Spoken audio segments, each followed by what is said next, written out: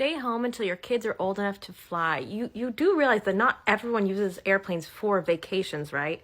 Sometimes grandma is dying and not able to fly, and she wants to meet her grandbaby before she passes away. And those kids might have to take a plane. We moved from France to the US. My son was 2-ish at the time, which he didn't cry on the plane, which was great, but he was at an age where it might have happened. It would have been developmentally appropriate, and some people might have judged he was too young to fly. Should we have abandoned him in a different continent so that people going on vacation would be chill on their flight just in case he cried? Like, that makes zero sense. This just comes off as really, really entitled, which I don't think was your intention. I think you're trying to think of other people on the plane, like, yeah, I don't want them to cry and hurt other people's ears either.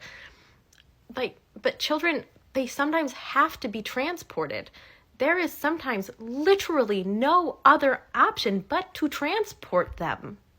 These no children should be allowed on flights arguments, to me, always come across as, I view children as property, the property of their parents, rather than as actual, unique, individual human beings who have just as much a right to travel as I do. Honestly, a lot of adults on planes are way more obnoxious than the kids. The smells, the people that are wearing way too much perfume, the people who have not bathed in many months, the people that keep making that snorting noise because they've got boogers that they just don't want to blow with a freaking tissue. A lot of people on planes are going to bug us, and we should all be doing our best not to bug other people, but we can't just say an entire category of humans are not allowed to travel. If parents are doing everything they can and the child is still crying on the plane, it is either because they are in pain or distress.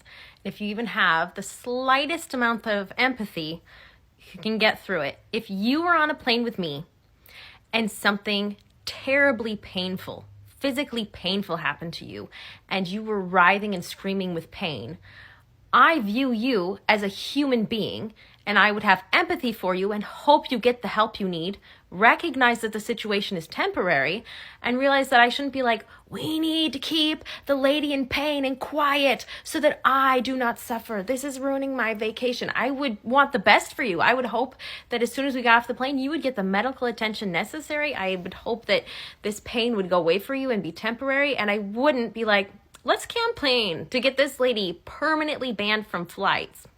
And anyone like her, because I cannot stand seeing people in pain. It ruins my vacation. Do you see how that comes off? Children are also human beings.